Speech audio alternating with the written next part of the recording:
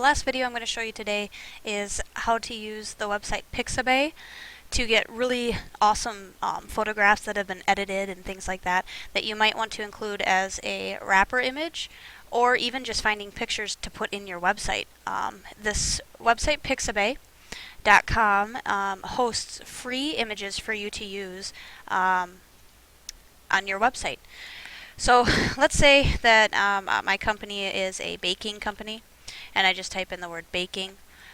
Any of these pictures up at the top, I know they look great, but if it says Shutterstock over the top, that's a watermark, meaning those images are not free for us to use. But if we wanted to go down further, usually they're the ones at the top.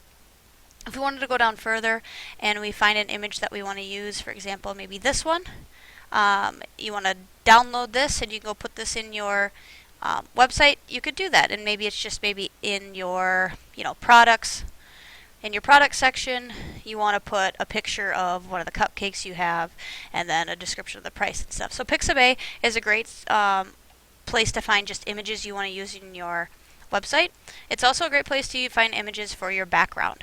So let's say my company is kind of a colorful theme, or that I want to project a colorful theme. So I'm just going to type in the word color and see what pops up.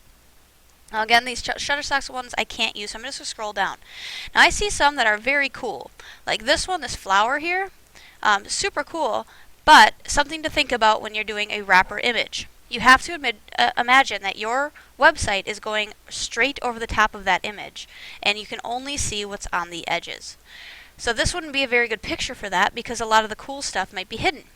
Instead, like a picture like this one here, or this one, the colors extend all the way across. It doesn't really matter which part of the picture I look at, the colors are extending.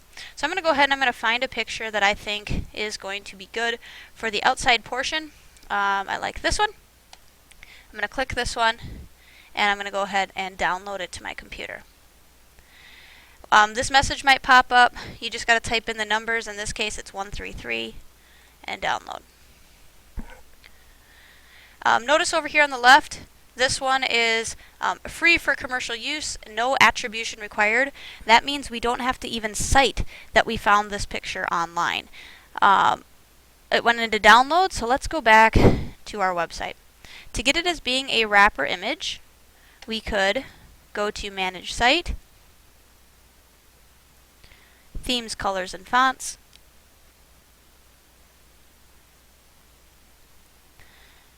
Then in entire page, wrapper image, we could go and select that circle, wait for a little bit, and then click here, wait for that, go to downloads, there's my picture.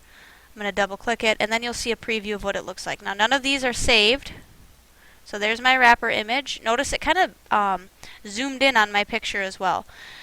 So this is just a preview of it. If you want to save whatever it is, just make sure you hit save.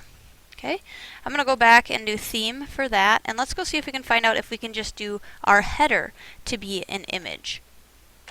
And I think we might have to go into Edit Site Layout, Header. Let's see if we can. Okay, I'm not seeing anything there, so let's go back to Manage Site and see if any of these we can do. Site header. Background, there's none. Let's go ahead and do an image and see if we can make it be the header image. Okay, so instead of having the picture be in this background, maybe you want to keep it nice and simple in the background, but then you have a picture back here, you could go ahead and do it that way. Again, that was in site header. The wrapper image was under entire page. Technically, you could do your content area background be a picture too, but it gets a little bit much. So you see how all of that, you can't see the words very much.